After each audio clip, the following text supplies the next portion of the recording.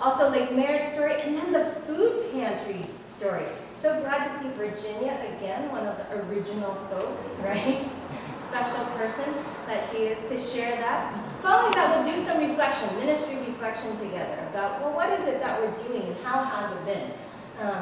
And then we'll do some miscellaneous logistics, right? And I think we have the king and queen of logistics, Paul and Kathleen.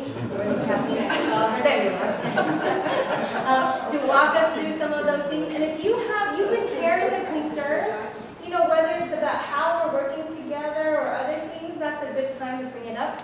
And then we're so lucky today because Adrian, raise your hand. Adrian is both a faithful member here, but also somebody that works on our finance team. So she was in the office yesterday when I was working with our church secretary on phonetically writing down our Cantonese lesson for today. And she said, we need that too. And so I convinced Teresa, who is a member and a church secretary, who will be at the Cantonese fellowship today, to come over and do the lesson for us. Since I was like trying to make sure, I'm a Mandarin speaker, I'm not a Cantonese speaker. So we'll have a little lesson and then we'll break bread together. Right? So I invite you to take another deep breath. We have arrived here. I'm so glad. I'm going to hand it over to you. Oh, can I do some technical things? Yeah. Bathrooms. Yeah. So some of you have been using the bathrooms that are straight out, right? Close to the foyer, the front entrance of the church. I'm going to invite us because within half an hour, our brothers and sisters in the Cantonese Fellowship will start using that space. So if you would be able to, if you're not, no problem, keep using those bathrooms. If you're able to, we have a set of bathrooms upstairs, right above us. If you get to the top of the steps and start walking back towards the front of the building, you'll see 2 bathrooms up there. If climbing stairs is an issue for you, feel free to go through. Just recognize that there are people that will be using that space in a little bit. And please turn off your cell phones. Yes, that's right. That's right. Could you please put down what you have on your lap? I'm going to even have you do more than breathe. I want to bring us here as whole people. Usually we're people that are just up here in our heads.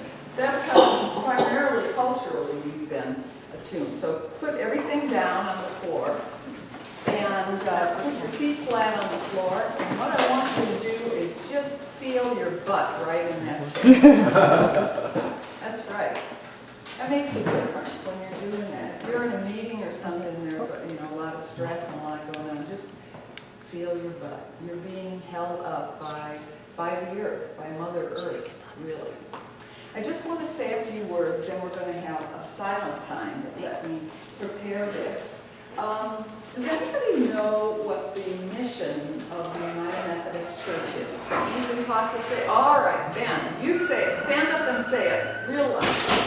Bird. Bird.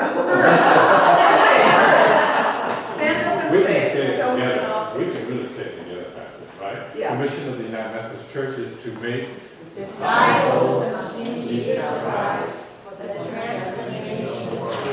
Yeah, we're learning it like that. The mission of the United Methodist Church is to make disciples of Jesus Christ for the transformation of the world. You know, one thing the United Methodists have been good at for a long time is trying to transform the world on their own power. We have not always been good at the very thing that started United Methodism or Methodism, which was the heart falling in love with God.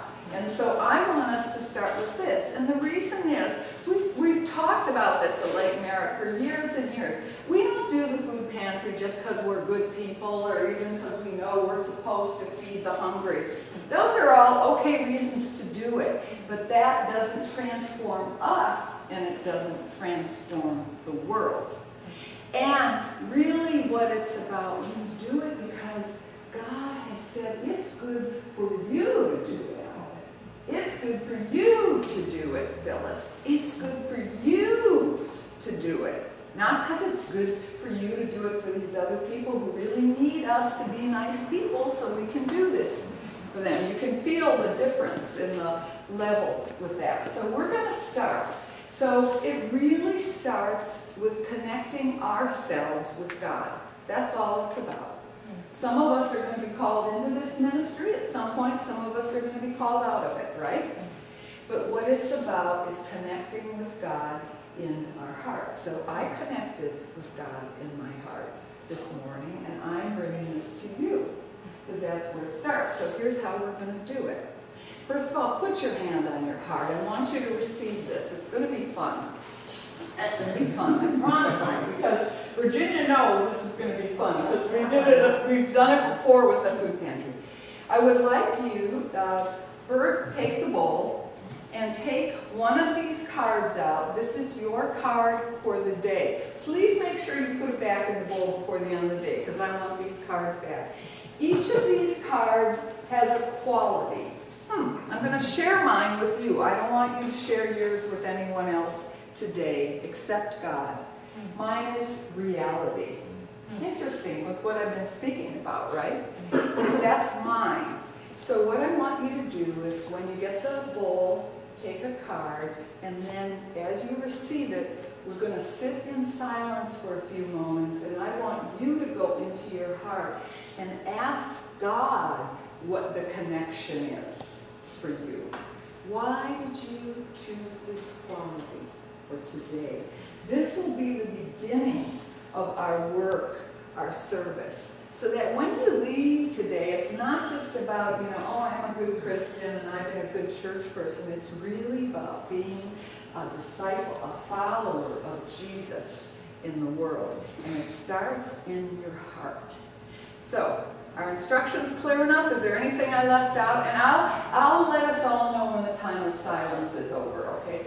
Just sit here with your butt in the chair. It's our whole person. We're bringing our whole person to this. And this, actually, I know this by experience in my own life. When we do this here today, it is going to transform how we do the work. It really will. Okay. So, spend a few minutes then in silence, asking God why you chose this today, and taking this is the quality that for some reason connects with your heart and your heart with God.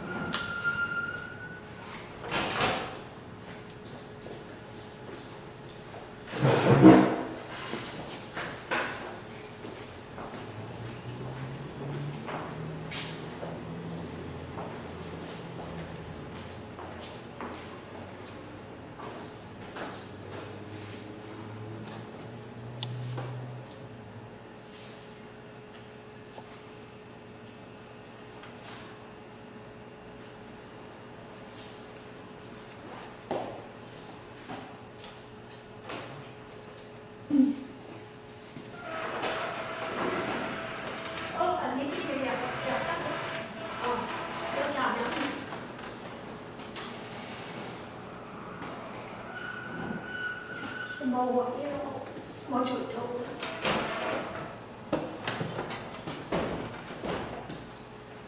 早上，早上您好，高兴看到你。今天你要来拜访我的会议，你要进来坐一下吗？我瞄没讲，我瞄没讲，我瞄没讲。OK， 好，那你请坐一下。我讲错，我讲错。请坐。OK，欢迎。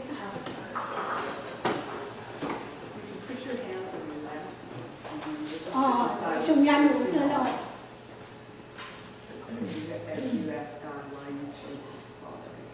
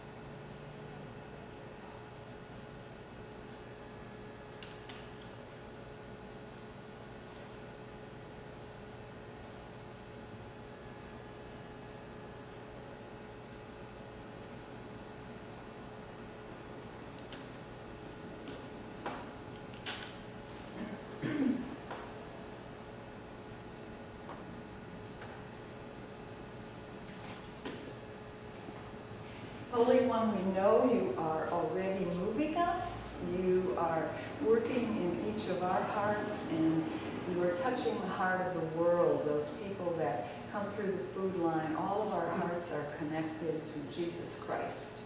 Amen. Amen. All right. Hold on to this, and we'll put it out on the food table at lunch. If you would please put your quality in there. Richard, would you mind giving Pastor Mary a chair, please? So today our introductions. Oh, you have a chair. Okay, we're good. Thanks. So there's something out there called speed dating. Speed dating. I don't want us to date today, but it would be great if we could meet today. And we're going to do speed meeting. And how we're going to do that is this. I'm going to invite Lake Merritt folks to form a circle in the middle here. So could you get up if you're a Lake Merritt connected person? And you're going to stand in a circle and you're going to face outwards though. We actually have about roughly the same number of folks on each side today. And then can CCOC folks form a circle on the outside facing them? Our intention today is to meet one another. Try to line up so that you're actually about 1-to-1 if possible, okay? And as you're and if you don't have a 1-to-1, CCOC, if we're a little bit fewer, you can say both of you are with me. Okay? You can claim 2 people at one time. Sorry, I'm gonna have to keep us going. So here's what you're gonna do. You're gonna think of just 3 random, fun questions that you could just ask a new person, right? Sometimes we forget how to meet new people, right? But 3 random questions. And I'm going to call time. And what you're going to do is you're going to look, good thing we all have name tags on, because you're not going to say, what's your name? That's not going to be a real name. Okay, you're just going to dive in, you're going to say, hi Phyllis, my name is Bert. Here's my first question, okay? And you're just going to have a really sort of spiffy conversation, each of you getting to ask 3 questions. And I'm going to call time, and we're going to have either the outer circle or the inner circle move. Okay? So here we go. We might get dizzy. Do we answer the question? Yes, please answer the question. That would make sense, wouldn't it? Okay, so first round, CCOC gets to ask. Second round, Lake Merritt gets to ask. Okay, ready? Set, go.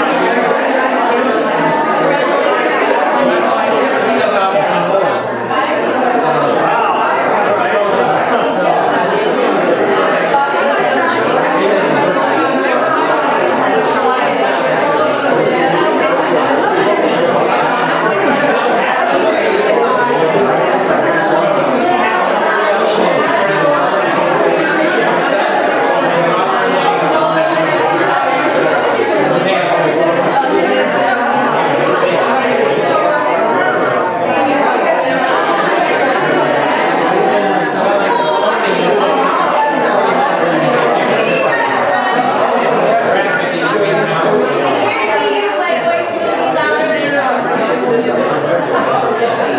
name the person you've been talking to. I hope this was a teaser and you're thinking, wow, these people are so interesting as God's children. And you will continue the conversations throughout the day and throughout lunch. If you would kindly take your seats, we will continue.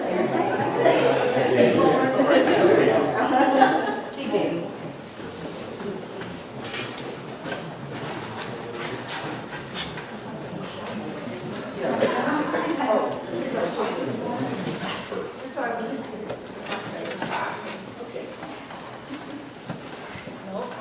So today, the next thing that we're going to be engaging in is sharing our stories. Histories of both of our churches in 15 minutes or less, right? So we're speed dating as churches too, as we share our stories. So I don't know, we've invited Richard, who is helping us because it sounded like they needed some folks to help with opening the door. So I'm going to let Richard catch his breath and wonder if we could begin with Lake Merritt, actually, and invite Lake Merritt to share their story, their brief history, as well as the story of the food pantry. Virginia's getting all ready. Virginia, would it be best? Do you want to do it from there? Do you want me to bring a chair up here? Okay, great. You want a chair? No. Okay. If I do, I'll ask. Okay, great. All right. So let's.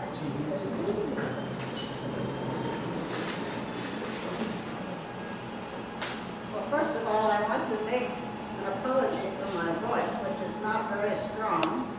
And I'm not sure if everybody here can hear me, but in case you don't, I'm going to give you a copy of the little history that I they told me. I have enough copies of it. And I was asked to kind of interweave the history of Lake Merritt Church as I talk about the history of the food pantry. So I'll first tell you that Lake Merritt was born, you might say, in about 1983 by the merger of two congregations, one of which had already merged with another congregation. So it's actually a three-congregation church, and over the years, we have collected members from many other congregations of Methodist churches. I almost said congregational. So it's a conglomeration of Methodists from many different locations into one location.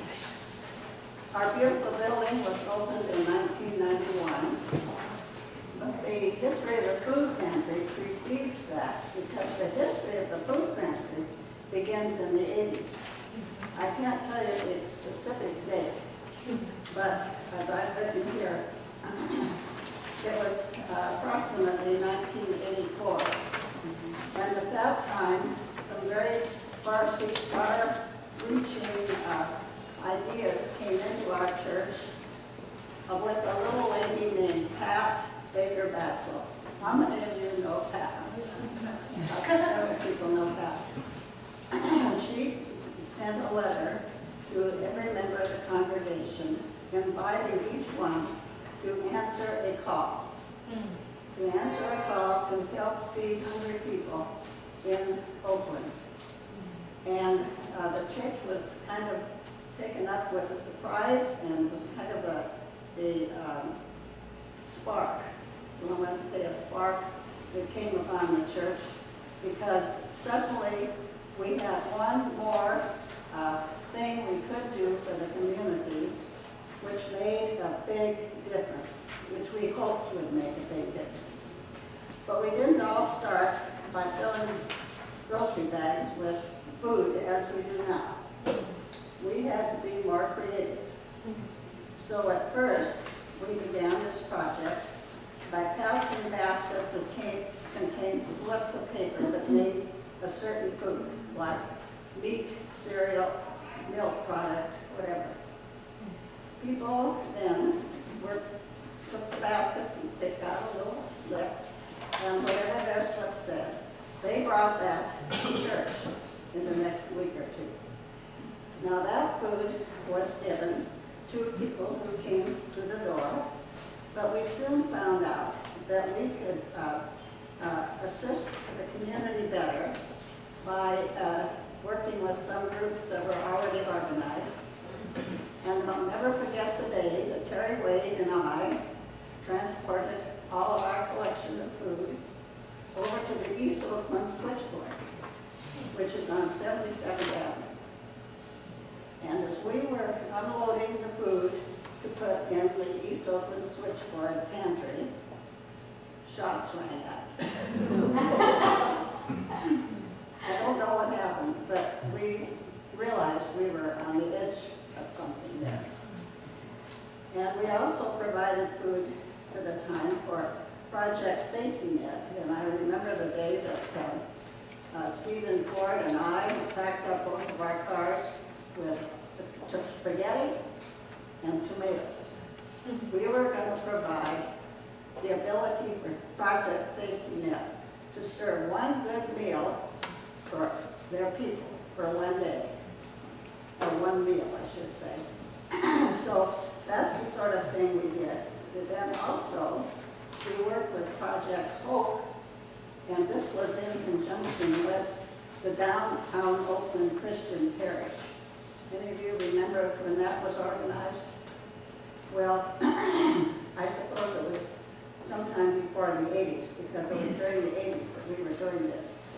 And we would send out people from our church to go to various locations, which were in churches or community centers, and some places very primitive cooking facilities, other places fine kitchens, you never knew what you were going to do, and cook a meal for everybody that came to that location for the meal that day.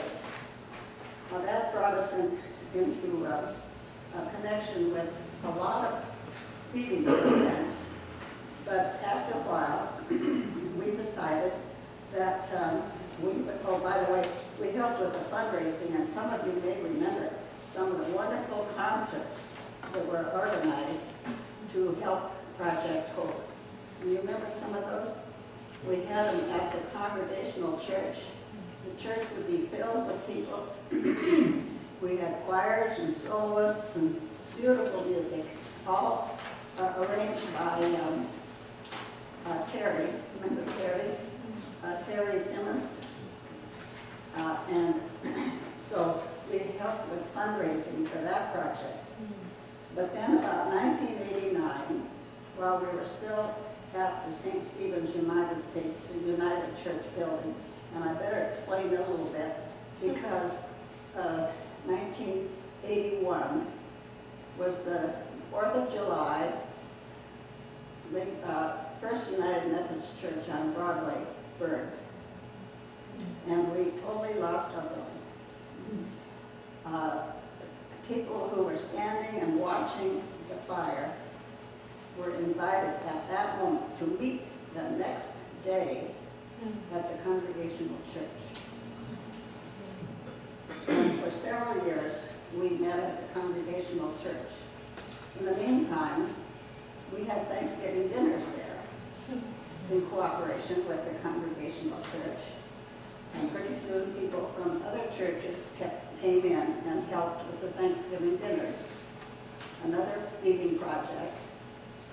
And friendships began between people from the St. Stephen's Church and the First Church. And before you knew it, we were invited to come to St. Stephen's. Well, we didn't just go there immediately. We had a committee. You know, No speed dating now. So the building committee, or the first people who were in charge of this idea that we had to get out of the Congregational Church, which we really didn't have to, but it was a little small for our congregation to meet in their chapel. We went around and we visited churches, one of which was Lake Park Church, and several other churches, to get an idea of what it would be like if we decided to merge. And even before that, we had decided that we would build a downtown Oakland church to meet the needs of a downtown parish. We didn't even think of any other location. And at that time, the First Church of Christ Scientist, which was there on Lakeshore, 1330 Lakeshore, was dissolving. All their congregation were moving to other Christian Science churches, and they were giving up their building. Our building committee found out about that and negotiated for that property. Now, part of the negotiations included the fact that this was a faith community coming into that location. That appealed to the people in the Christian Science Church. And I believe, but I don't know for sure, we got a little price break. But we had a hurdle to go over, and that was the city council planning board. They thought there were certain people in the community who thought that we would be doing a terrible travesty to the city of Oakland by tearing down that beautiful building with all of those big columns in the front. And so we had arguments, one side and another. What should we do? Well, it finally came down to the fact that the city council had to vote whether they would allow us to tear that building down. And there were many people from the people trying to preserve Oakland history and so on, arguing against our tearing that building down. But when push came to shove, the vote was to be taken. Many of our people were there that night. Maybe Bob, were you there? I don't think so. Well, I was there, because I never missed anything. And we waited for the vote to be taken. Well, that particular night, the mayor was out of town. LMUMC was not there. Marge Gibson was taking his place as presiding over the city council meeting. The vote began, and as you would expect, before Marge voted, it was even. Same number of people for, the same number of people against. Marge Gibson got up, and she said at this time she had a picture having been drawn from architects' plans of the facade of our current building. And as you may remember, there are big windows in our building. Each window has a cross within it in moldings or wooden, whatever it is that separates glass. I'm not even sure if it's wood. But they show quite prominently. And she got up and she said that she thought our building would be every bit as much a historical and worthy change from the facade of the First Church of Christ Science. And she voted yes, and we got it. We got our permits. Finally, tear that building down. Well, we tore the building down within a few weeks or months. And it so happened that it was just before the earthquake. Just before Loma Prieta. And we think the building would have gone down anyway. So at that point, Lake Merritt Church building proceeded. Terry Wade was our architect, currently a member of the church. And his company did all of the arranging for all of the building and had to make some changes in plans. However, when we found out that the Tiffany mosaics were available, many of you may have seen those. If not, you're invited to come and we'll give you a tour. And much debate took place. We had photographs of them to look at. Some people liked them, some people didn't. We spent a whole year arguing about it. And we finally decided that we would accept the gift. At this point, Terry had to start from scratch planning our sanctuary because it had to accept those 3 mosaic panels, which don't fit on just anybody's wall. They needed special foundation, special size, and we did get those panels put in about 6 months before the building opened in 1991. On February, the first Saturday of February, 1991, we had our first event, public event, and that was the cooking show by the Frugal Gourmet. Remember the Frugal Gourmet? He came and gave a cooking presentation, and that was the first event held in the building. Actually, we had not at that point gotten clerks to use the building.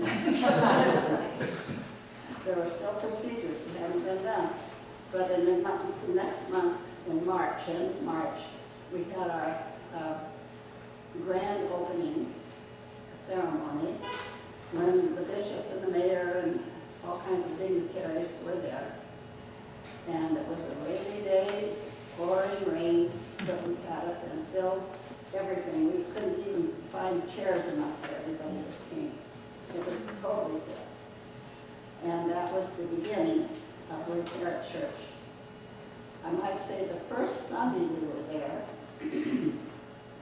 after our worship service, during which we had a parade of items that came in to make the sanctuary a worship center, led by Paul Harkness, and carrying in the cross and all the things, the Bible and everything that you use in a sanctuary that's of a religious nature. And after the service, we had communion, and the people stood in a circle completely around the sanctuary and fed communion to each other. And that was our first communion in the church.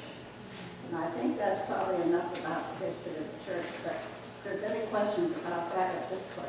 We got to move on, but I just want to say one sentence to add to Virginia. One of the things, and I've been pastor I'm in my 14th year, and we do have a beautiful building, but I just want to say all the hard work that they did is really representative of what the heart of this congregation was and is. And it was to be a presence in downtown Oakland that would look like Oakland. And what I want to say, and you've all been part of that too, Virginia, is if you came to worship on a Sunday morning now, you would see that Lake Merritt United Methodist is really quickly beginning to look more and more like Oakland. And it really goes back to this whole story and the whole history and what was in the heart of this congregation. And so Virginia really represents that to us. And she has we've already probably put in hundreds of hours of work. Virginia and her team have put in thousands and thousands of hours of work, making sure that United Methodists were present of giving in downtown Oakland. Well, I'll go fast over the rest. But it was proud there that we started getting food out the door. That's David Key's church. Then when we were able to move into our own building, I think we took a month off and didn't do food for a while because we had to retool. We originally had that plan to use a certain part of the church, which we found out was not going to be practical. So we moved into the location where we are now. And then we started, and as you might expect, being in the new location, numbers of people served rapidly rose. Bob can probably say a little word about that because he was tending the gate at that time. He let the people in. And we finally decided to give numbers so we know how many people were there. Well, numbers went on for years and it worked out just fine, but at one point people decided not to use the numbers anymore, and that's when the custard hit the fan. Anyway, sooner or later, we started adding prepared bags for the Glasgow League School and the Veterans Association, and where they have disabled veterans. And checked with the Alameda County Community Food Bank about including recipients who don't come to our door, each one themselves. And they passed the idea. So now we give up to 300 bags at the door. And I think we're getting very close to that right now, are we not? 300 bags, plus the 30 for Alaska Vida and 24 for the veterans. And then over the years, we've been very happy to accept assistance lately from the Chinese United Methodist Church because number of volunteers required to do this has increased because of the workload increase. And we've tried to solve all our problems, and maybe we haven't, but we've tried. And we also received 3 boxes of food donated, food which has been donated to the food bank, is given to the sites that distribute the food with some qualifications. We have to earn our way. They don't just give it to us because we're sitting there. We have to participate in some of their programs in order to get this food. And our congregation assists in sorting it. Because it comes in unsorted boxes which are mixed up with packaged goods, canned goods, everything from crackers to food is in the boxes, which have to be sorted out because they're not usable unless they are sorted. We used to do that in the lower part of the church, just with our own volunteers. That became impossible. So it's too big a job. So now, thanks to Bob and his committee, they bring that upstairs into our Stark Room Fellowship Hall. And the people in the church assist on the Sunday after church, sorting those boxes, which is another opportunity for everybody to have a chance to serve. Now, I'll answer the question. Great, you're gonna open it up? Yes. Virginia, okay, so let's do this, Virginia. I'm gonna ask if we could kind of just take a deep breath again. I always like breath to remind us, come back to be present. Okay. We want to give thanks to Virginia for, that was a very exciting history. Somebody should film Virginia, actually, someday, telling the story. So Virginia, would you mind if we actually shared CCUMC's history, and then we'll come back and do a whole question and answer? Just fine. I'm Thank very you. happy to sit down. For the record, because I know how important names are, I just want to let everybody know we are Chinese Community United Methodist Church. So, Richard, would you come on up and share? And I'm going to invite you to, do you think you can do it in 4 minutes? 125 years in 4 minutes or less. You can do it. Good morning, everybody. Everybody stand up. Stretch and shake it out. Just turn to your neighbor and say hello. Hello.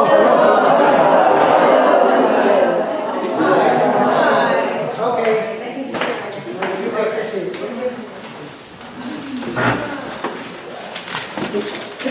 The Chinese Community United Methodist Church was originated in 1887.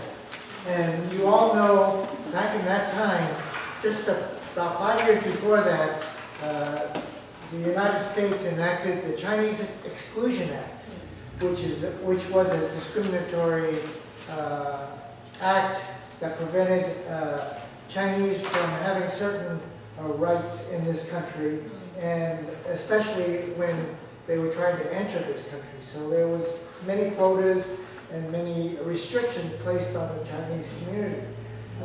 Recently, that 1882 Exclusion Act was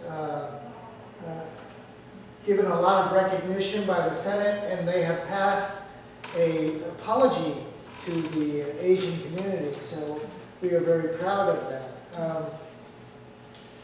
The church was originated by a Dr. Otis Gibson. And he was a missionary that was in China, actually worked in Fuzhou, China, and came to California and worked from Northern California, San Francisco, all the way down to LA. And he was a missionary, and he saw a need for spiritual and worship for the Asian community. So this church actually served as a conduit between immigrants coming to this country and learning a new culture and a new language. So it was very, very difficult way back when. Basically, Reverend Gibson would basically hold worship services and Sunday school. And Sunday school was for all ages, multi-generational, so that people could learn English. And people would have a place to gather and have fellowship and worship.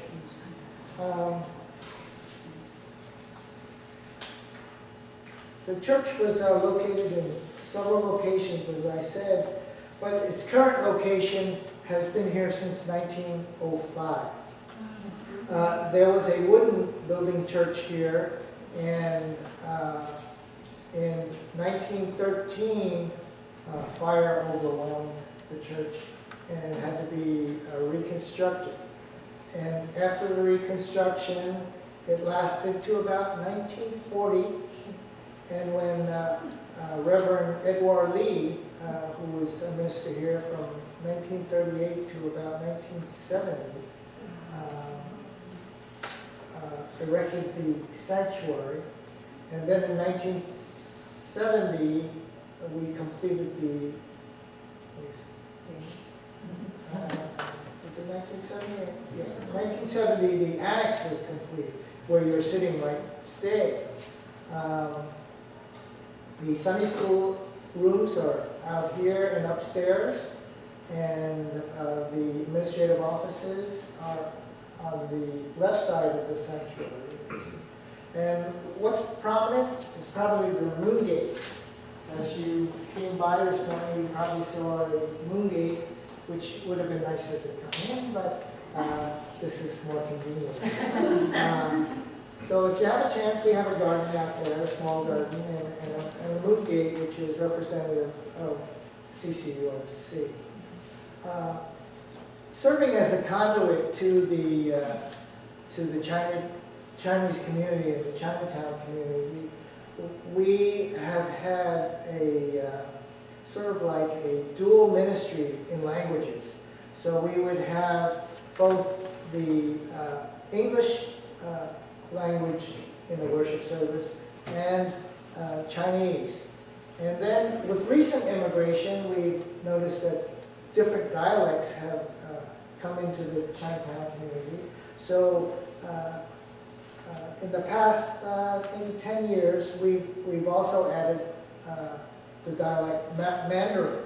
So in the beginning, when everybody came from the Pearl River Valley area and Toisan and Canton, Cantonese was very prominent in the Chinatown community. But as if you go out and hear people talk on the street, you'll notice that there are various languages being spoken in the Asian community. One more minute. All right. So we'll skip to what we've recently done, and that would be what we've done to serve our community and the United Methodist Church. In the community, we have worked with City Team Ministries down the street out in Washington. We've worked with the Alameda Food Bank. Of course, we do many things with the Asian community, so we do a toy drive with the Asian Health Services. And that's always a treat for us to be able to collect toys for the underprivileged children. In expanding and learning about our circuit, of course, the opportunity and invitation came from your church. So we were asked to challenge ourselves to participate in the food pantry, which has been very enjoyable for us. I know that the times I've been able to be there, we really get a lot out of it. And I know that above some of the issues, the overall reward is very near to my heart. So thank you very much for that invitation. We also have done things worldwide. We have a unique young lady in our membership that has devoted herself to another country. And the efforts there are amazing. She has done this for over 10 years, and she's gone to Uganda to help out the underprivileged, the orphans, and the people affected by HIV. So recently we just had an event where we had fundraising at the restaurant around the corner. And we are collecting enough money to probably make another dent in the building of the Kumi School.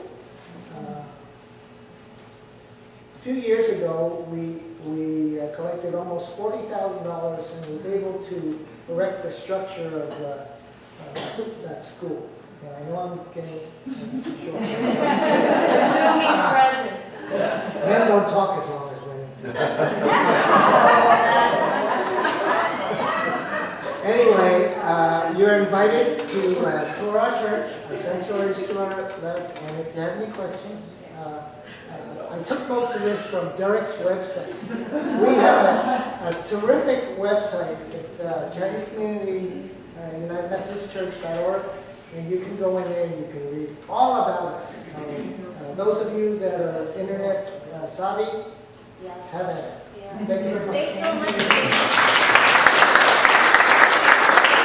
I'm glad you gave a plug to the website. It is really a wonderful work that was put together and that does contain the history.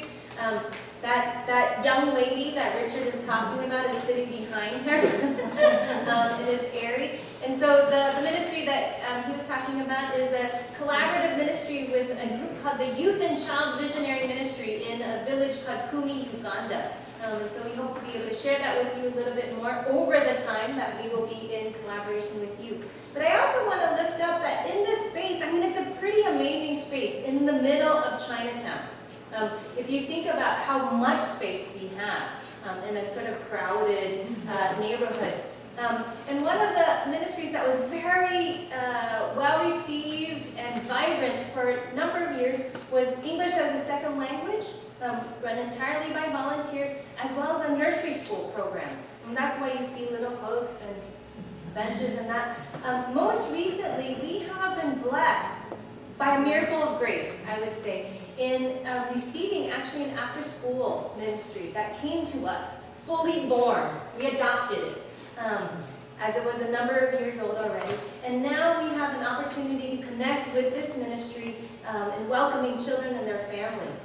And so in different ways, this building is coming back alive. For a long time, the first couple of years that I was here, this sign was more or less used only on the weekends. And so we're really grateful for that miracle of grace. I want to pause for a moment then and turn and just ask, I'm going to hold question and answers about history over lunch. But if you can maybe turn to your neighbor, a couple people, and just share anything that you thought, wow, I didn't know this, or this really struck me about your church's history or the ministry or what's happening here. If you'll just turn 2 or 3 people, we'll do a 1-minute share.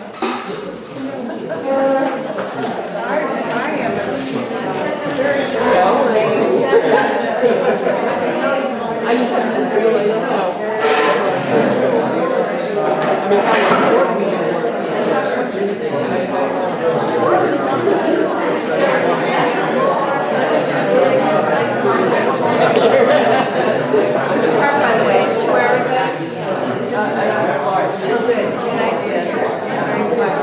I think that's one of the biggest problems of China. It's parking for me. Yeah.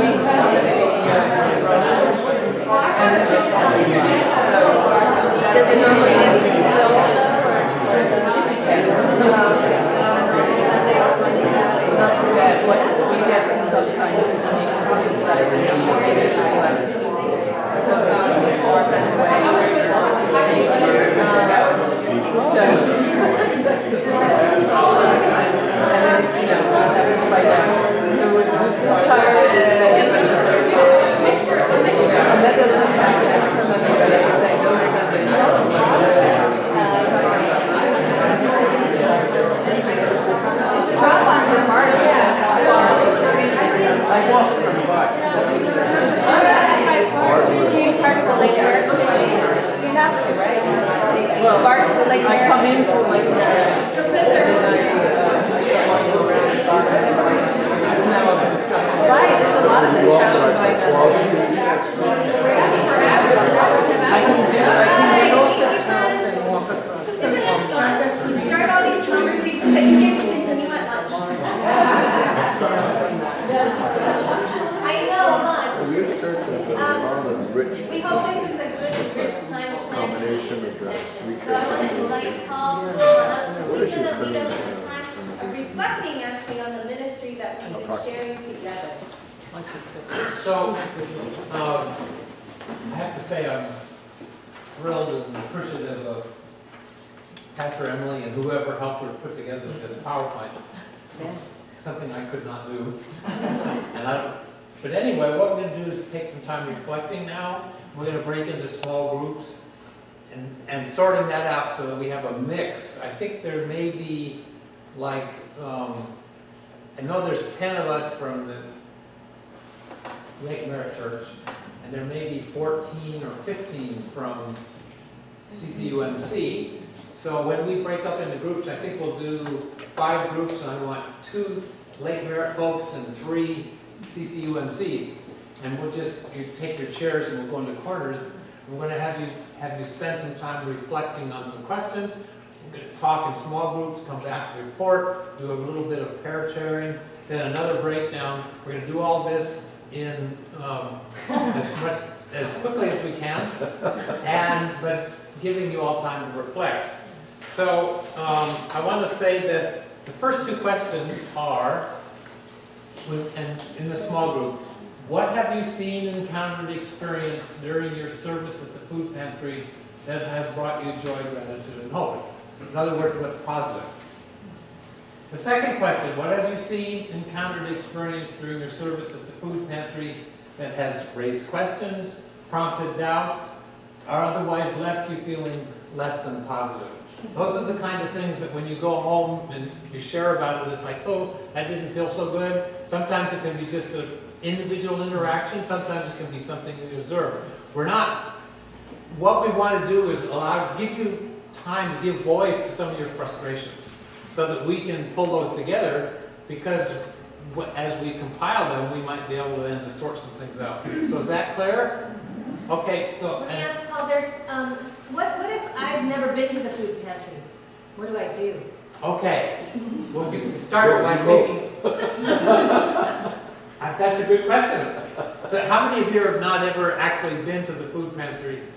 Okay. So if you haven't been, listen to the questions and then just reflect on think about what you might want to get out of if you were to come.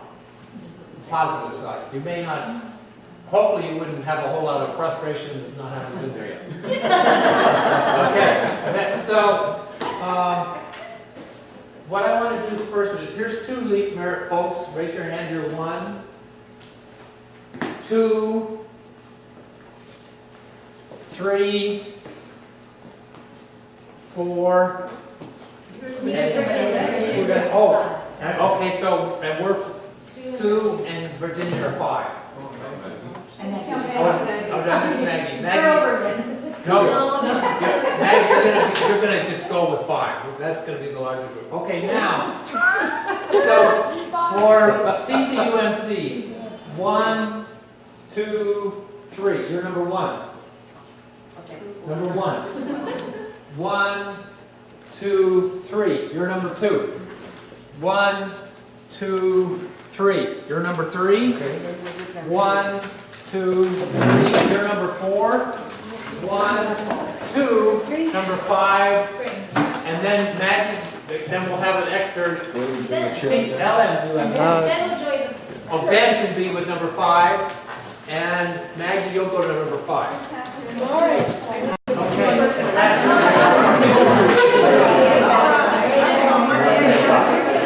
There you go.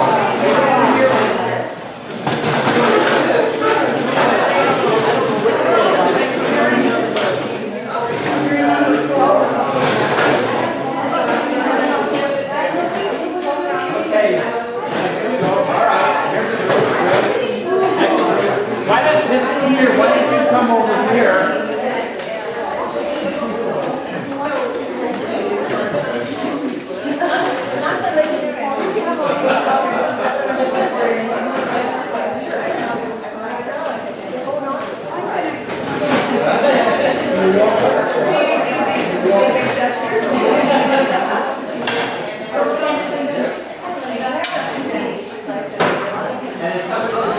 Marlene, I'm gonna do it. Stop, stop, stop. Stop.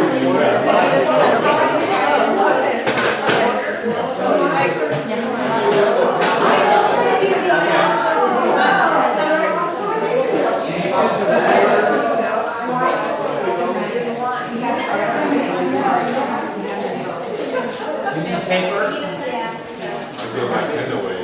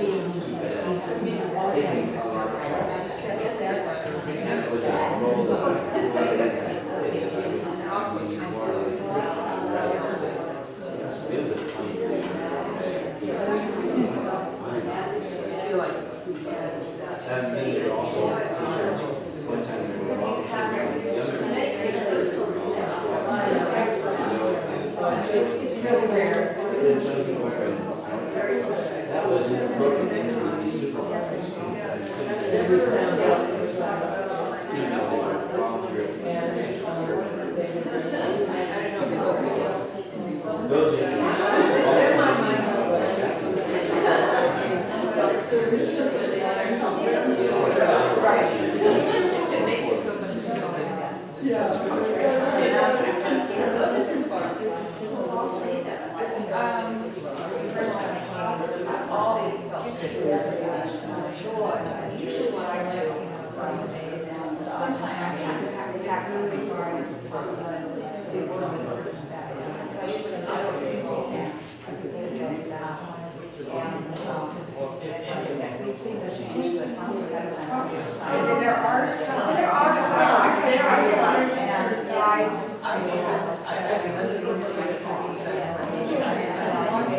And there was a guy out there talking last time, but then other people are living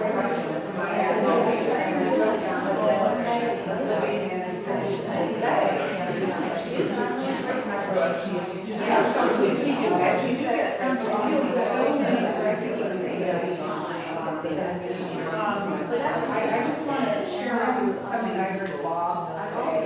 One time I was there, singing and it's so wonderful. Maybe it was one person, and I'm ashamed to say that I first started, I felt just so big. So we're halfway done with our time. So if you haven't gotten a chance to share why you was positive, please do that. And that's one of the great questions I get. Many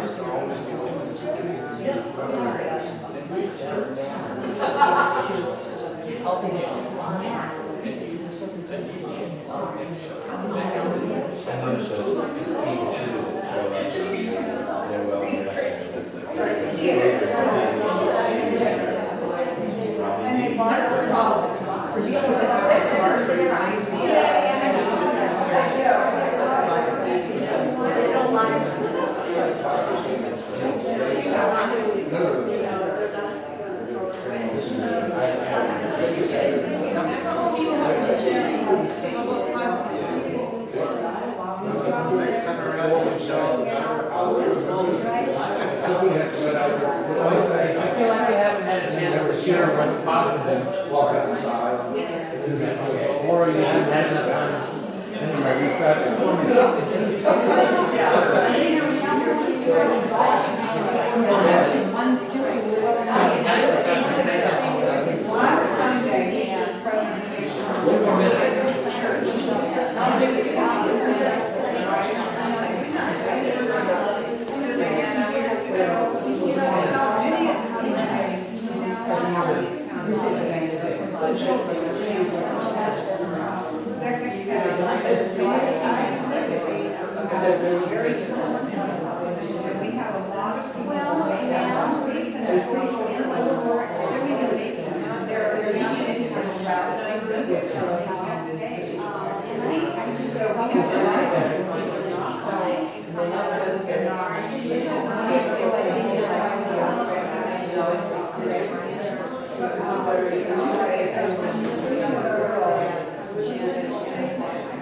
Does that that question is, what do you see as raised questions from doubts, otherwise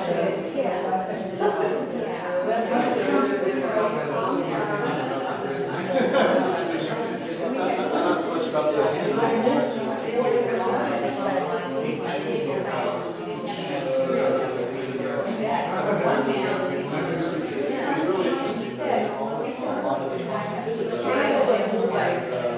Okay, so who's ever talking now? If you finish your sentence, you're gonna stop.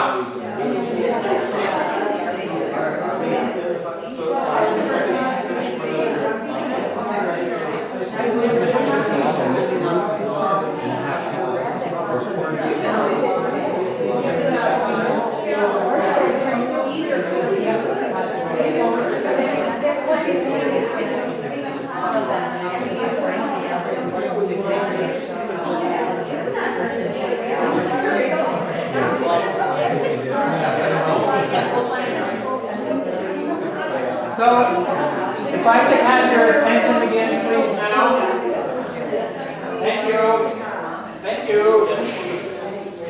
Thank you. Thank you. Thank you.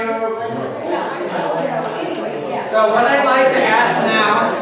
Can I have everybody's attention on the call, please? Thank you so much. Thank you. So at union meetings, the leader raises a hand and everybody raises their hand. I forgot to bring my Tibetan bell. So, okay, thank you. So I'd like to have each group report 2 or 3 things on the joy side, 2 or 3 things on the problematic side, and we'll do that. I'm going to go to save some time. We'll just stay right where we are. So who'd like to go first? Which group? Okay, thank you. Oh, the recorders, if you, at the end of the meeting, our gathering, if you could give Emily, Pastor Emily, or myself your notes, then we'll compile. Give them to me, okay. Could you introduce yourself before you speak, please? Oh, I'm Sue Dickey from LMUMC. So anyway, how many things from the 3 of each. 3 of each. So we felt that the hard work, going there, working hard, at the end of the day, you're exhausted, but you feel good. Another thing was seeing the faces and knowing that we were helping them in a small way by giving them a bag of groceries and talking to them. In one case, talking to them in Cantonese was a very good feeling. On the frustrating side, a language barrier, even from someone who looks like she should speak Chinese. Not looks like she should. Looks like she could. Looks like she could, you know, so that was frustrating to her, but to all of us who don't speak Cantonese. Those who try to take advantage of the program, there have been situations where people have gone out and tried to sell the food. And then trying to be police to make sure people don't get too much or don't, you know, those are the frustrating things that we express. Thank you. Well, the fact Introduce yourself. I'm Pastor Merritt from Lake Merritt. That the fact that the 2 churches are doing something on behalf of the community, and just hearing the stories of the 2 churches, aware that now we're coming together, but the connection to community in both congregations has been here, and that now we're starting to do that together, sort of the synergy that comes with that. The touching of individuals, you know, seeing these people, and I think the new way we do the line really helps that, you know, coming right to the door and then waiting. That we're grateful that we're constantly improving and changing the system, and now we've got lots of new ideas to be able to do that. And then, let's see, a couple of questions for question 2. You know, it always raises a larger question of food and justice. Can the cycle be broken? Because some of the people have been coming for a long, long time. And then also breaking the cycle of them and the people that it's us. We're all us. We're seeing reflections of ourselves. And Phyllis put these words, and I think we all know what we're talking. It's the mob mentality that sometimes over a small thing, if things are going too slowly in the line, all of a sudden, what do we do? And I think that's a question. It's probably a practical question we can all work with. Thank you. Next. My area, did not participate in the Merritt food pantry, so I volunteered to be recorded. Some of the positives were just how gratifying it was to see people who actually need the food get it, and the gratitude you see on the faces is gratifying, and the graciousness of the volunteers, how they endeavor to help in all circumstances. Sometimes they come at inopportune times or blah, blah, blah, but if they're still trying their best to help, so that was good to see. Some of the learnings that were mentioned, there were some who actually were pretty well-dressed clients, that they were surprised. We were surprised to see, and it was a learning, there are people who look like us, who actually have the need. So we shouldn't judge by outward appearances. Some other things, sometimes we've seen volunteers get very caught up and excited about the roles they've been assigned to play, and then sometimes we forget that the whole point is to help. So we get like a little bit dictatorial about what we're supposed to do, I guess. So that was experienced. Although we do need a system that needs to be streamlined, but in the end, the end goal is we want to be a helpful, gracious, and compassionate presence. Some of the things that were uncomfortable mentioned, bread handling sometimes gets a little out of hand. People, they touch everything, and then there are other people who all of that sometimes politically. One thing that was mentioned by a volunteer was when they were to interact with folks who were lined up, they didn't feel like they were equipped enough, not just the language, but just the approach and what they should talk about, and subjects, and so maybe some training could be had to equip the volunteers to interact with the clients. Thank you. I'm Sharon from Lake Merritt. On the positive side, our volunteers from the Chinese Community Methodist Church talked about seeing the people excited and the joy they get at getting the food, actually hearing them say what it means to them, and I'm going to connect that. They're hearing the people express their thanks and their gratitude for the food with a complaint from Bob that he doesn't get that. He doesn't know what they're saying. And so he doesn't get to share in what our members from the Chinese Community Church hear. Part of it is helping someone who is less fortunate and actually having that experience of taking the bag, handing it to a person, and having that interaction with the person so they feel connected with that recipient of the food. On the negative side, there's some doubt about the motivation of some of the people, that some get it to sell it. So there's some concern about that. And one more negative thing, Bob hates the crush. And we had some questions about that, because some people said they had not noticed that. Bob has been there long enough. I think has experienced it to a great extent, and I think all of us would like more help in how to handle the crush. So the crush is right at the beginning, when the doors opened. And we had the experience, it's like whenever something starts, there seems to be some anxiety a group anxiety if I don't get there first. But once things settle down, things are fine. So it's just that initial crush. That's what we call it. Hi, I'm Kathleen, and a few of the positives we pointed out were that we feel blessed with the work that we do, and it's very satisfying work. That we like the teamwork and the fact that innovations have come. People come up with a suggestion, and we just run with it. You know, it's not the way we've done it for 50 years, that's okay. We'll give it a try and try it out. If it works, we'll stick with it. If not, throw it aside and try something different. Frustrations include the lining up crush, which seems to be a frustration for any of us who've ever been at the front of the line and have to deal with that. And the language difficulty for those of us who don't know any Cantonese.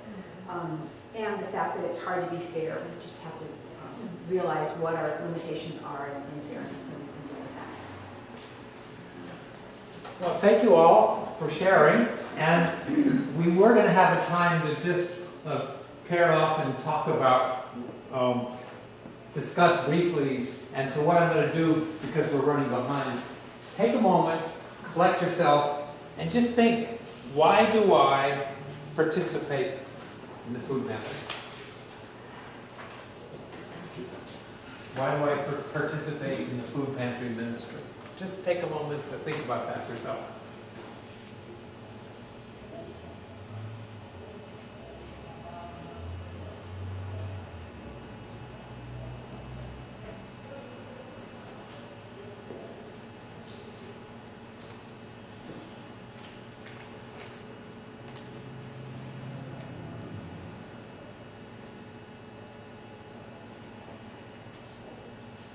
Okay, thank you. So our next set of questions.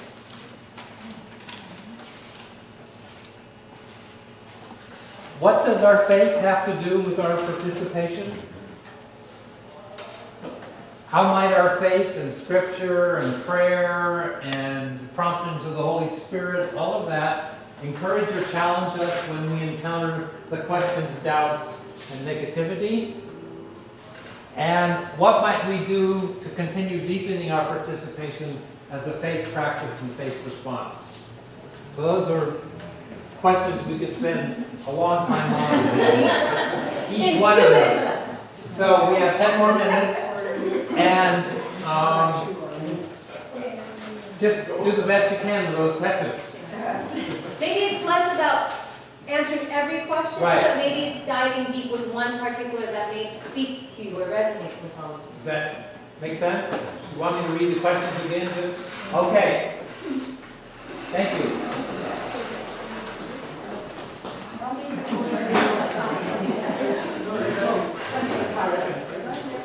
That's okay.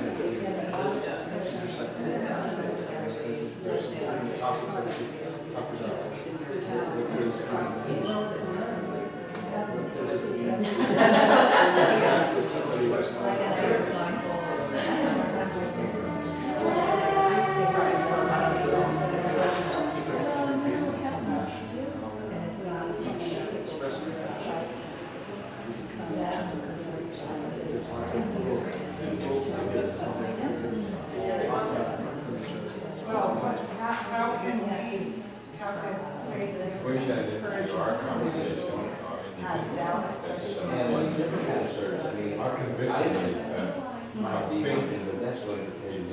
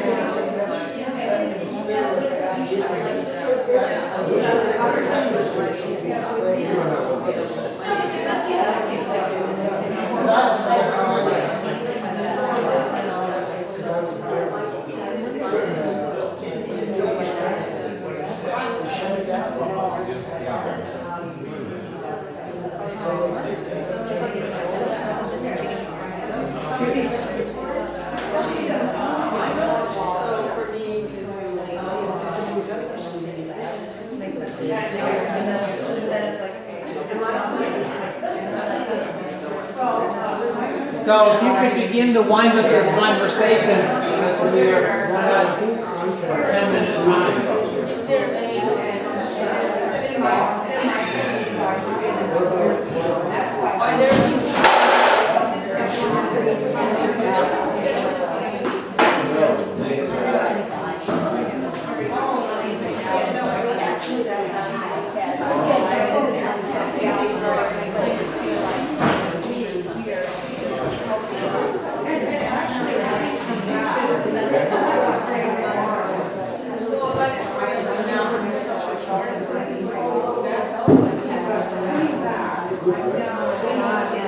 Okay, thank you. We have to move to the next thing. Thank you. Thank you.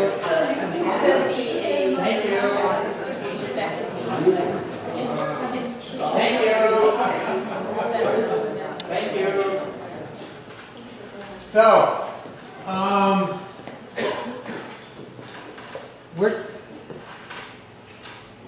I'm thinking that we really shouldn't take the time to go all the way around again. What I'd like to ask everybody to reflect on for a moment is the third question: what might we do to continue deepening our participation as a faith practice and faith response? Just think about that for a moment.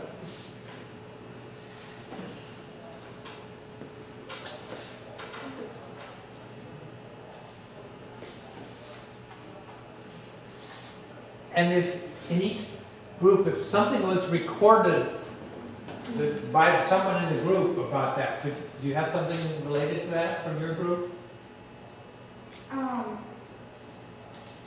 Bert, why don't you share what you said? What we shared. He agreed. We agreed. Yeah, I mean, he expressed it so beautifully. BC Do is something that we've celebrated recently. And as in the B part, we are God's children. So that's us. Be God's disciple, be God's people. And see what we have in terms of the resources that God's given us, both physical and spiritual resources. And then do what is pleasing to God. And so as we take this into our own faith practice, then hopefully that's a way of expressing our love back to God who first loved us. Thank you. We all showed up. He said it beautifully. I don't know if anybody is saying. We'll come back. Okay. This group have what can we do to deepen our participation as a faith practice? Anybody have a succinct way to summarize everything?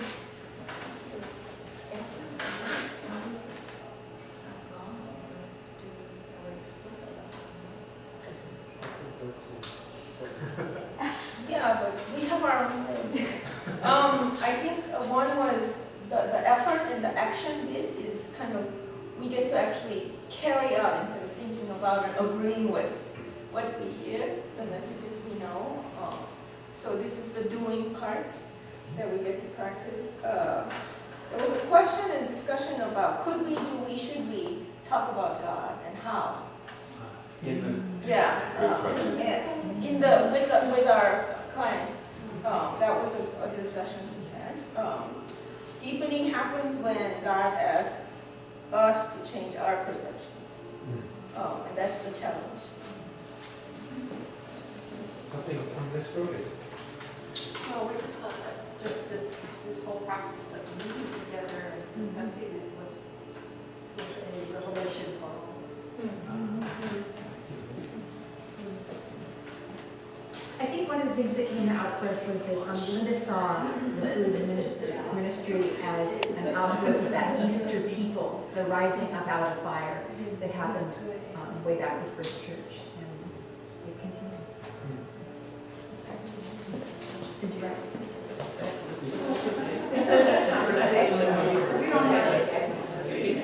Okay.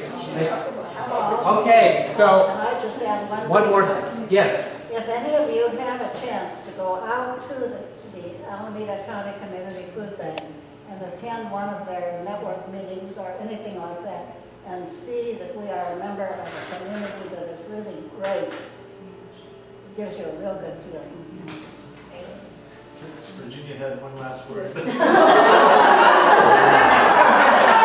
No, it's just that as a way to continue to deepen our involvement in spiritual growth is just to be able to have settings like this where we can reflect on what we've done and how it's impacted us. Okay, so if we could form our big circle again.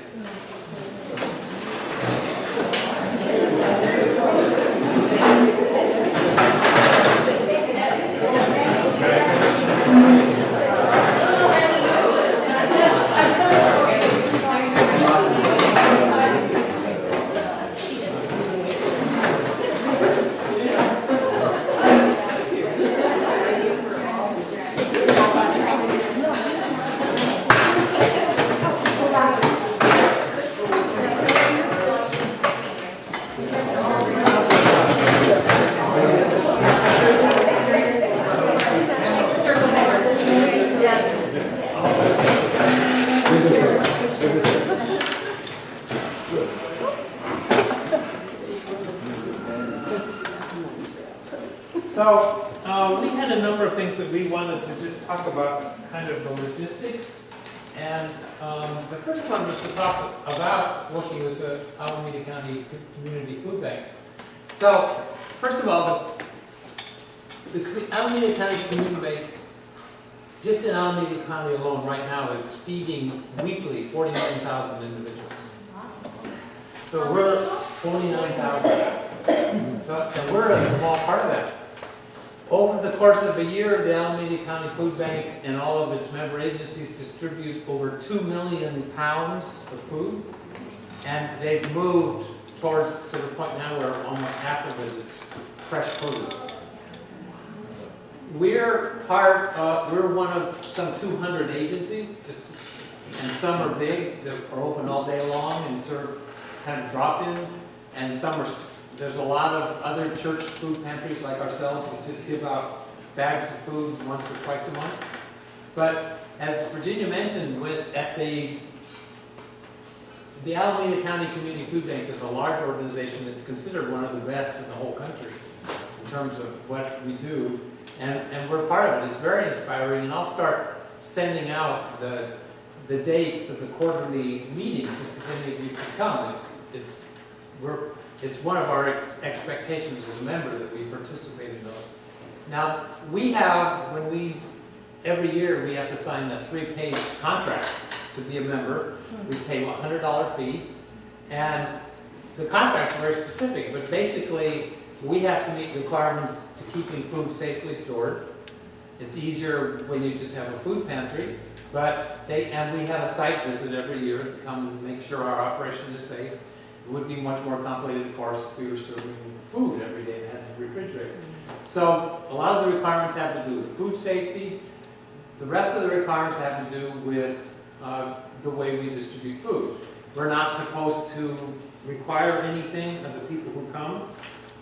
And we're not supposed to give food to anybody other than the people we serve. And it's not appropriate for us to like reward the volunteers at the end of here, take a look. So those kinds of things. So some of the requirements have to do with the way it's distributed. But basically,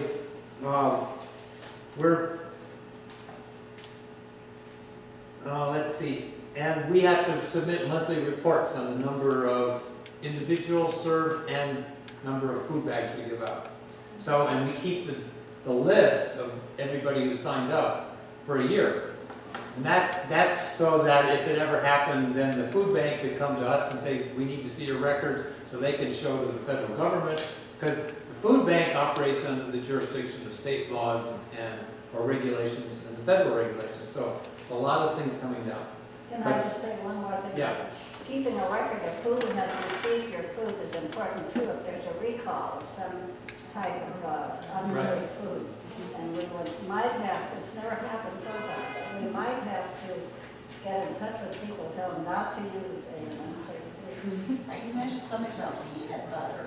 Yes, when the peanut scare was on, maybe about 3 years ago, and we went through everything we had and took out and threw away anything that had any peanuts in it. So the basic guideline for distribution is distribute food to clients free of charge with absolutely no conditions. That's our favorite. So that's all. I really could say a lot more, but that's all I wanted to say in terms of the requirements. But the other thing is that we're greatly supported. We have to purchase the food. And some of it's free and some we purchase. And we're spending about $1,500 a month for the food that we distribute. But then we get a grant that comes through the federal emergency FEMA. And so we've gotten 2 grants this year totaling about $3,000 or $4,000 that reduces it. But there is a cost in terms of that. And we feel greatly supported by the Alameda County Community Food Bank. So the next thing we want to talk about is our new registration system, which we've been in the process of pulling together for months now. And I'd like to ask Kathleen to just say a little bit more about where we stand and where we hope to go with that. Okay, I'm just going to stay here. I witnessed this barcode registration. We had a wonderful program in San Francisco. Not remembering the name of the church right off the top of my head, but the woman wrote a wonderful book about their program, and I went and visited the program. They do client choice. The clients go around and choose from various stations, and they have a card that they're registered with the church and a barcode that identifies them. So I took up on that idea and enlisted a couple of the younger members of our congregation who are tech savvy, one of them being Virginia's grandson and the other being Linda's son, who are both helping get this into place. So we now have cards that have the person's name and a barcode on it. And the barcode is a number, and there's all sorts of numbers in front of it because that's how barcodes have to work. But it's essentially a number from 1 to, now we're up to 417 names we have in our database. Not all of 417 of those people come on a regular basis, but they now have cards. We distributed about half of them last Saturday. So it's hoped that within a couple of more times we'll have the system up and running where we can just use a scanner, scan the card, and it'll tell us that they've been there that day. And once they've been there that day, they cannot come back through the line again. That's their turn. And you know, if a family can have 2 or 3 cards, both husband and wife could have cards, and a child could have a card. It's not like we're saying you could only have 1 bag per household, but anybody who has a card and shows up that day could get a bag of food. So I just have great hopes for it, and we'll streamline it for those of us who are signing in people and make the whole process for collecting the data that Paul then has to keep record of, make it just much more streamlined. So I appreciate your patience and your help, your tremendous help with distributing the cards and getting the registrations of the people, getting the names straight. I still don't know what your first and last names, but according to some of you, it doesn't matter. They go by first or last names, and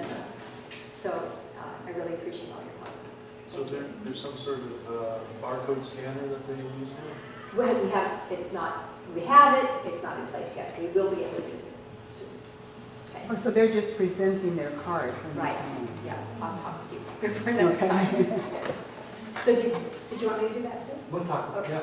Okay. So, go ahead. So the whole client choice idea is that the way we have the table set up now with bags of food, we hope to have stations of food. You know, the first station might be the meat or fish item, and the client would be able to choose one or the other. You know, if they don't care for the tuna, take the canned chicken. The next might be the pasta rice station. If you don't like the rice, take the pasta. And on down the line, the vegetables, canned vegetables or not. And then with all the wonderful produce our shoppers have been getting for us, you know, they'd be able to choose if they don't care for the cantaloupe that week, take the peaches or whatever it happens to be. So we're just hoping we'll be able to move to this kind of a shopping model. And the idea is that it just empowers the people more to make choices for themselves, that we're not just handing them a bag of food, but that they get to choose what they might use in their household cooking. Kathleen, the one you observed, did they have trouble with people wanting to take more, like say more rice and not other things, or more? Yeah, they would put numbers of some sort up, and hopefully in Cantonese, so that people will be able to read it. You know, you're entitled to one of these. Choose this or this. Next table, choose this or this. And there didn't seem to be any problem. And you know how the bread goes, they take it or don't. And same thing would happen here. If they don't choose the bread, we might have tortillas that week, and they could take the tortillas instead. Virginia?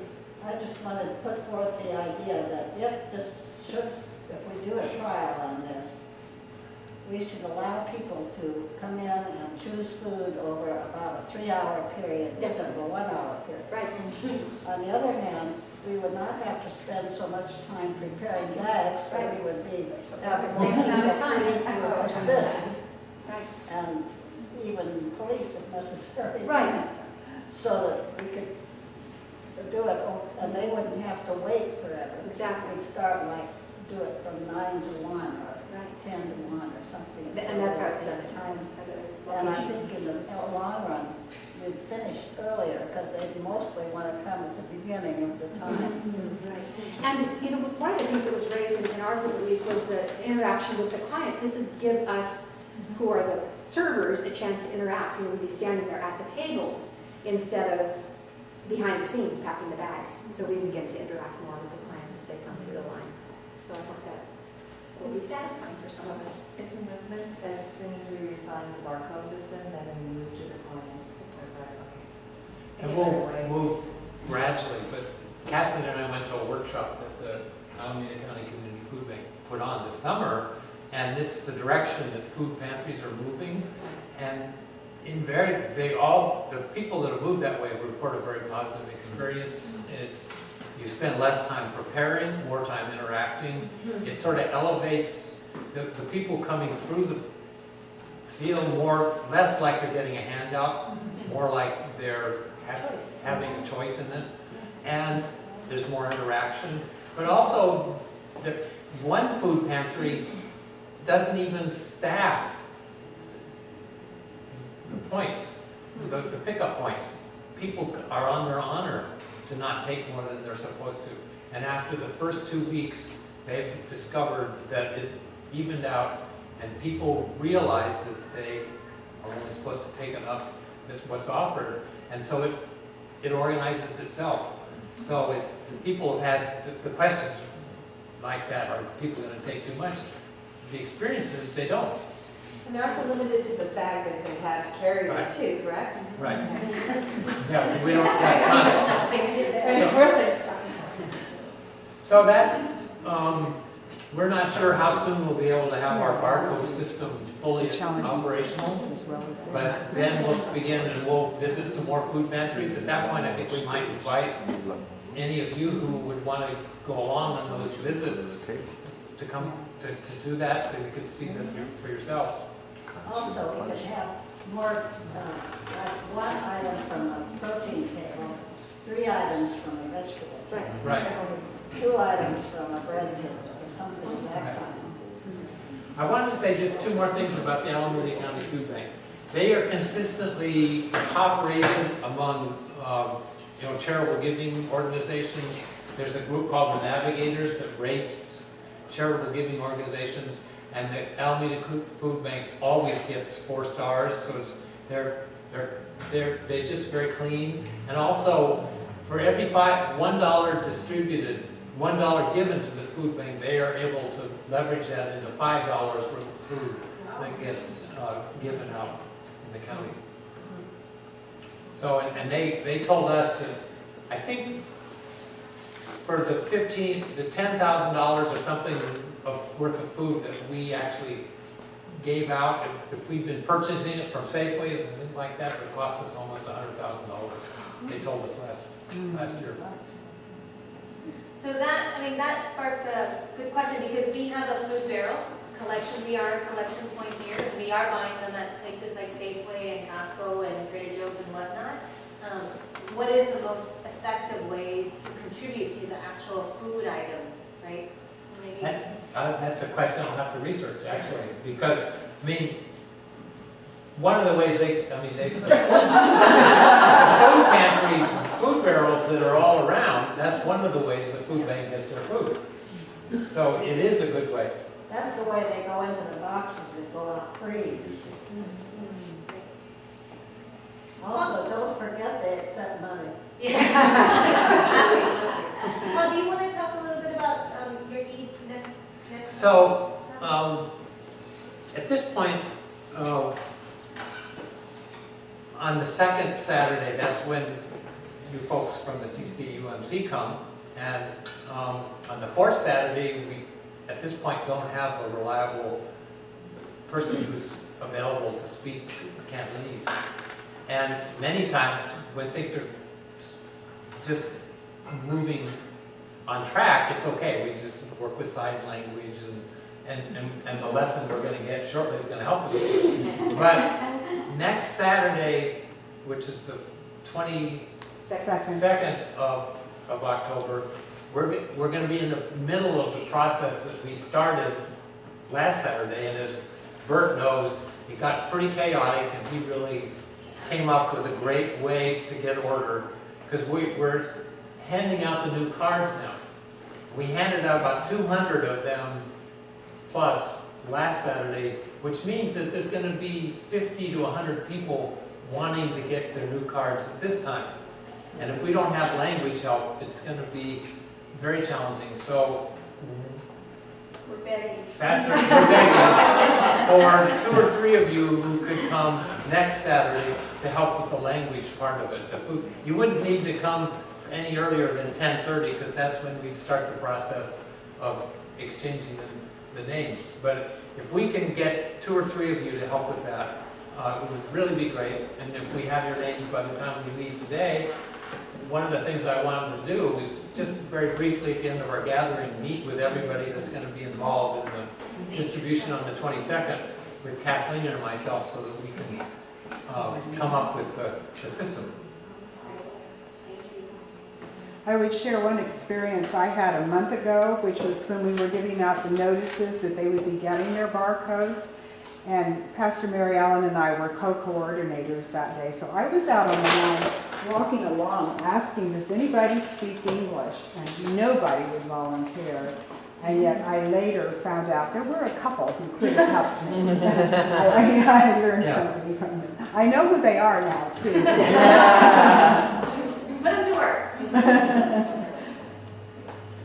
Which, that piggybacking, it is a hope of ours that as we move to the client choice, we will be able to attract more people from the recipient group to become volunteers to help us. So I think this last item is to just share any concerns or issues that you have for your own participation in the food pantry. And maybe this is something that we can flag and that, folks can talk about together. I don't know if we can resolve every concern or issue, but we certainly want them out on the table. Anybody from the Chinese community church that would like to save large paper bags? Bring them along when you come. So you had listed communication and being on the same page. Does somebody want to address that? Yes, Bert. I wasn't in full understanding, and we had some communication ourselves over the week, so Bert, you probably will say it best. One of the ways that we intermix or weave the family from the second Saturday to the fourth Saturday would be appreciated. For example, what we do on a second Saturday, if that information gets to the fourth Saturday team, and likewise, conversely, the fourth Saturday team has a special need or concern that second Saturday people need to know about, then how do we open that pipeline? Or because right now we're in silos. You know, what we do on our second Saturday, I haven't got the slides like what you guys are doing on the fourth Saturday.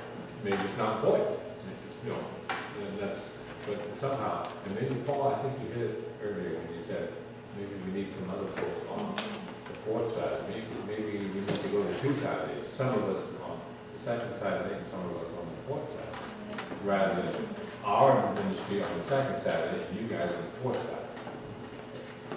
Well, if that seems the direction that you would want to move, I mean, that possibly to instead of sending 6 on the second Saturday, send 3 on each Saturday, or 3 or 4 on each Saturday.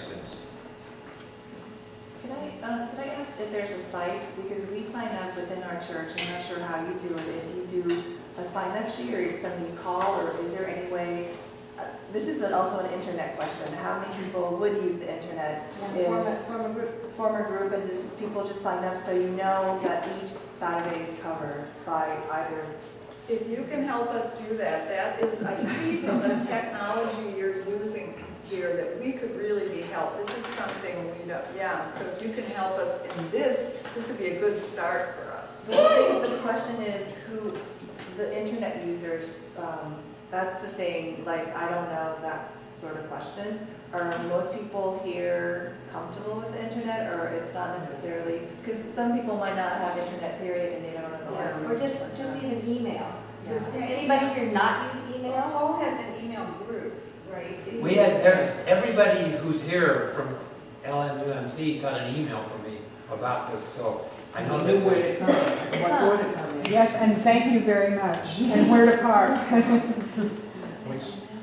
And CCUMC also has one group that is a Saturday Pantry, or whatever we call that group, but we do have it, and we can always add to that. We just So created. you're trying to get Jenny at the place where you feel confident that every Saturday is covered. Is that Because the right? thing is, for me, I don't want to get 10 or 15 emails saying, I'll be there, and I'll be Yeah. back. Right. It's a site more than, Yeah. and Is so, that group, would Oh. that be something like, say, the Lots of Helping Hands site, if you're familiar? there is, and maybe it actually, have you guys ever done doodles? It's an event thing, and so you can put your name and you just check it off, check it off, check it off. And it can be as simple as that, and somebody just keeps doing that, and it can be tagged to, I'm not sure about George Harris' website, but it could just be linked to this, and you just, do you know doodle? Yep. We can talk more. We have some very Okay. savvy people in our Good. church who's operating the camera. I'm not a for that stuff. Another thing is just sending out an invitation through, an invitation list that, and then an invite. Invite, exactly. I mean, we could do something like that. So that, maybe somebody, well, we'll try to pull together a little subgroup that can work on this. I guess one of the things that Jenny is mentioning is like not getting the 10 emails that are saying out. Right. One of the things that has helped at CCUMC is actually we have this is old school, right? We actually old school paper sign-ups, and we sign up the whole year, right? And occasionally, like in December, we still have some openings, and so we'll make a couple more plugs. And so the idea is that people have signed up and made a commitment already far in advance, and it's on their calendars versus like every month, like it's a brand new thing, like, oh, do you want to come this month, kind of thing. And that's been helpful. Good. other? Okay. All right. So we're at 12:10. I'm wondering a couple of things. We could either have our Cantonese lesson while we eat lunch, and I would feel a little bit bad about calling Teresa because it's her lunchtime too with the Cantonese fellowship, or we could have our Cantonese lesson and then eat lunch. What Let's is do the that. will of the people? Will of the people. All right. Okay. So a couple of things as she's coming out. Let me just I'm going to give you a cheat sheet. It's not perfect. Hopefully it gets you started. A couple of things that I want to say as we work together. This is particularly for our late Merritt UMC brothers and sisters. A couple of things to know about CCUMC. Our name, Chinese community, doesn't indicate the ancestry of every person participating. So a couple of things, for example, I'm not Chinese, right? So I participate in this church, but my participation, just like it doesn't mean you live at Lake Merritt just because you go to Lake Merritt UMC, okay? So I want to make that reminder to you. That's the first thing. Second thing is, which I know you all know, is everybody, I consider everybody an immigrant here at some point. Many of us do not speak the language of origin any longer. Same thing with people who are Asian. Now we've been here in the United States for 1, 2, 3, sometimes 4 or 5 generations. And so there's no, I can look around, and that's why Adrian said to me when I was working with Teresa, and she said, I need that language lesson, right? Just as much as any other person. So I want to give thanks. This is Teresa Leong. She has translated many of the monthly things that had gone out to people for folks, and then she helped do this phonetic. I listened to her, and I got this phonetic things, and so she's going to help us pronounce things. Okay? Yeah. Okay. So Teresa, these people are from Lake Merritt. And from, of course, our church. So, we're going to start. You can read the top part about Cantonese in the beginning, but how should we do this? We'll just do it where you pronounce it nice and loud, and we'll repeat it back to you. Okay. Okay? So the first one is saying hello. Ni hao. Ni hao. Hello. Ni hao. Ni hao. Ni hao. Remember the tone. Yeah. Well, the hard thing is there's you go up. There's 8 tones in Cantonese. I cannot hear them. I can hear 4 tones and that's it. So we'll just endeavor to follow along after. Okay, so the next one is good morning. 早上. 早上. 早上. 早上.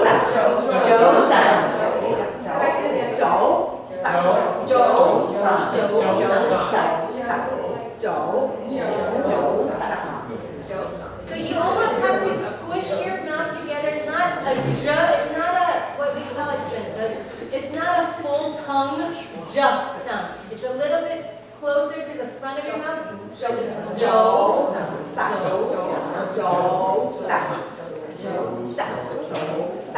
How are you? 你好嗎? So you notice it's the same 2 sounds as from hello, because those literally mean you good, and then the ma is the question. So it's you good? Oh. So hello and you good are very similar. Okay, so how are you? 你好嗎? 你好嗎? Okay, I'm well. And as you can see, it shares the character because it means well. You're just answering well. Okay? So we're not giving you the language to say, I'm great, I'm bad, I'm really happy to know that it's good. All right, if you want to say, my name is... Okay, sorry, so there's an extra G there, take it off. Okay?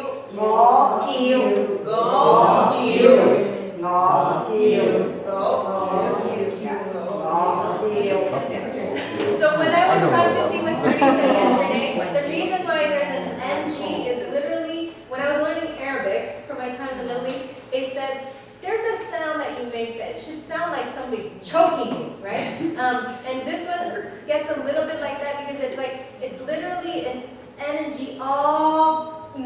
together. Ngõ.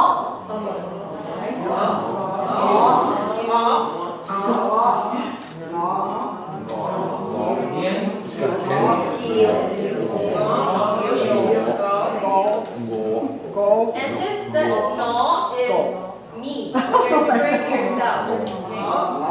Okay? And then they is you. The pronoun you, they. Okay, so if you were saying, what's your name? They kêu mẹ mẹ. Yeah. They quay sinh. They quay sinh. And this literally is, what's your esteemed last name? That's what you're asking. You're not asking for the full name, because later on, if you see at the bottom, you'll take that last name, add it to a sort of polite way of saying it, and that's what you'll refer to them to. It's almost like saying, what's your family name? You say Dickey, and I say, oh, Mrs. Dickey, so nice to see you again. Okay, Mrs. Dickey, nei ho, right? Okay, so you're asking, so 李贵姓. They quay sinh. They quay sinh. Okay, and if you want to say welcome. Phu nhân. Phu nhân. Phu nhân. Phu nhân. Welcome is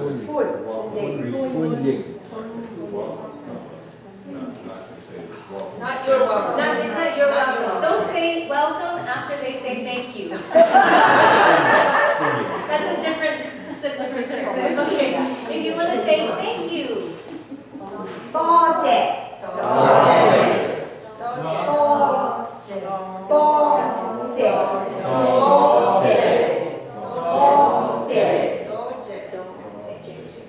Somebody asks a question and you just don't know, or they're talking to you and you don't know, and you want to say, I don't know, you say, Ngõ chi.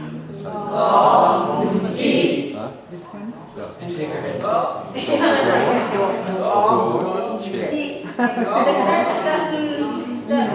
There's a negation as a negative. So that's what you're saying. Okay, ready to go on?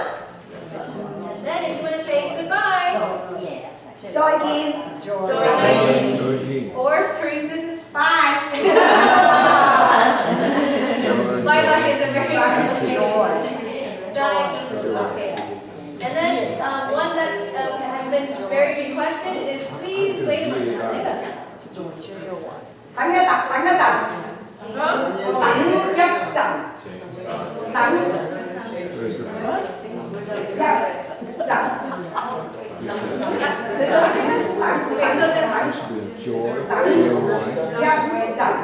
So the word that is before everything, that chi, chi is actually please. Okay? So if you just want to say, wait a minute, then it would be dang yak dan.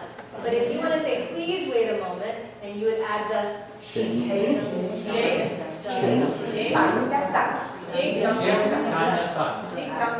very good, Paul.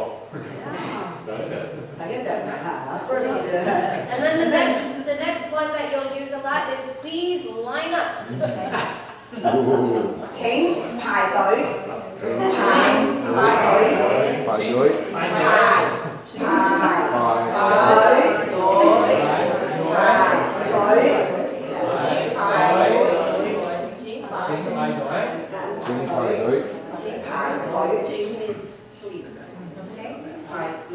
And then another request, God bless you. And so to remember, this last one, God bless you, is actually a very unused. It's sort of an unusual thing that you would say to somebody. It's not in common conversation that you would ever say God bless you. Like we hear it all the time here, God bless America, God bless you, God bless what, kind of thing, or God bless when people sneeze, right? So this is a little bit different, and it's sort of, the literal translation is that may God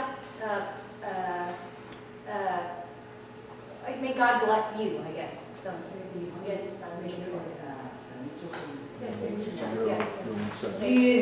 Duyên sẵn chúc phúc nệ.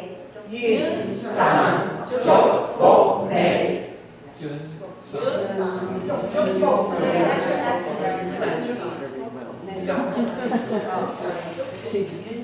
Okay, so here watch, when you want to call an elder woman politely, you would add Thai. Low Thai. Low is old, Thai is and it's not mean. Yeah, it's not, people aren't like, what do you call me? Okay, nothing like that. But you can either say Thai or low Thai. Actually, older should not be in there. Yeah. Because I have nothing to do with age. Thai is Yeah. lady. Yeah, lady. Man is ba. Ba. A ba. So, Like uncle. so I would say like 80 baht. No, you would say leng ba. Huh? Leng ba. Leg baht. Oh, last name. Last name. Not that Leg So then here here's the last exercise. Any question you want Teresa, expert, to answer again? Any one that you want to go here again? Yeah, do my best. Is there a word that is concise, but that's because people are worried about the crush? Is there something that just says stop instead of please line up, like bum, bum, bum? Something that's kind of more concise? I personally think it's the blowing of a whistle. The universal language of stuff. I don't know. OK， 他们在讲的就是说，常常他们开门的时候，很多人就挤上去，等一等。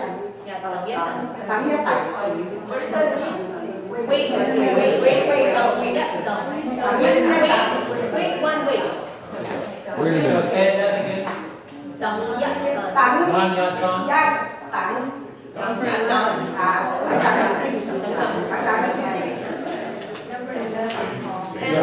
in there. You said God bless you is not a normal thing you would say, but is there, I was like, in the church it's Biangan in Taiwanese, but is there something that every universally is accepted that is peace? Peace, yeah, something that is more.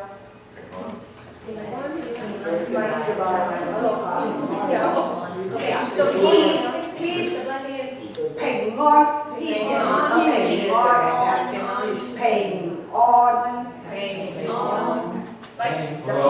like pain with a G at the end. Yeah. it's like P-I-N-G. Oh, pain, like P-I-N-G. And what's how do you spell the next one? Ping. On, maybe. On, like on and off. Yeah. Ping on. Like A-W-N, something. Okay, so here's, can we give Teresa a hand?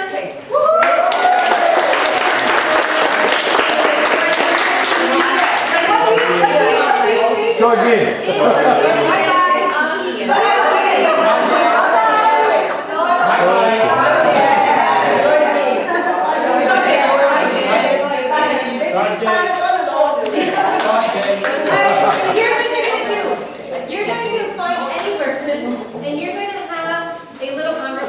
How are you? What's your name? No, You're gonna, like a 5-sentence, 5-phrase conversation. Okay? And then we're gonna gather and pray. Go!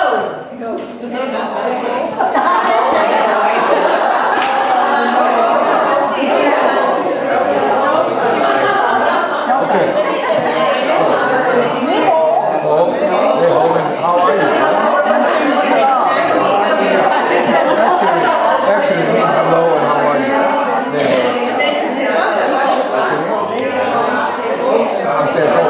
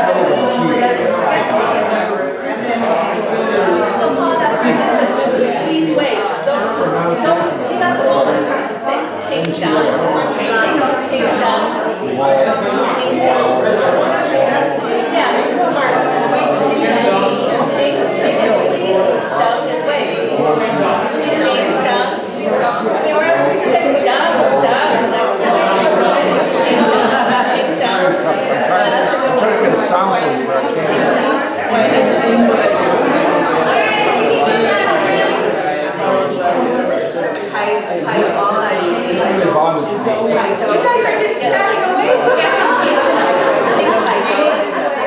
We want to give we want to say Zaidi. We want to say Zaidi to Pastor Mary Ellen. So everybody says Zaidi, Zaidi, We're very happy about all of this.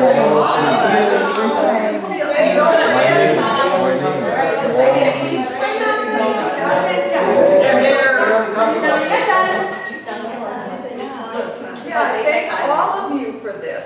It's very exciting. I'm just so glad. And as someone in our group said, we're serving the whole, Walter said, we're really serving the community of Oakland. We all are, and we can really hear that. And that's what all this energy is about in this room. So I would ask you before you leave, take one more look at that word you chose and just reflect on it one more time. Paul will be picking those up for me, so you can put them on the table. And thank you all very much. It was wonderful. All right, so let's stand and take hands if we could.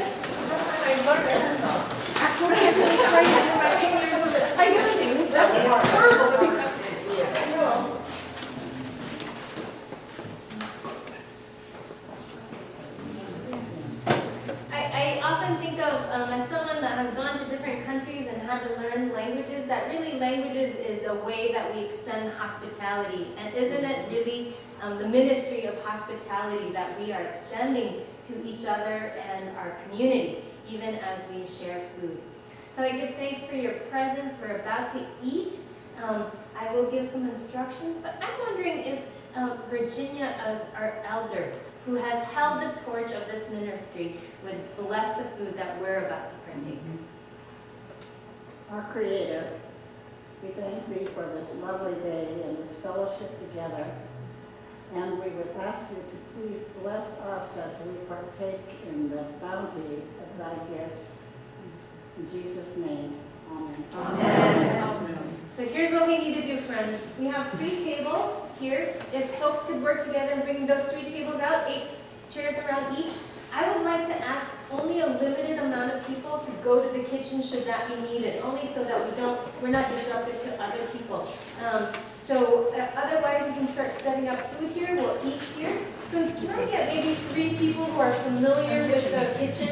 Okay, Adrian, Jane, and Peggy and Jenny. Okay, Jenny, 4. We'll go to the kitchen. If you need something done in the kitchen, could you connect with one of these folks? Otherwise, we'll set up chairs. Jane.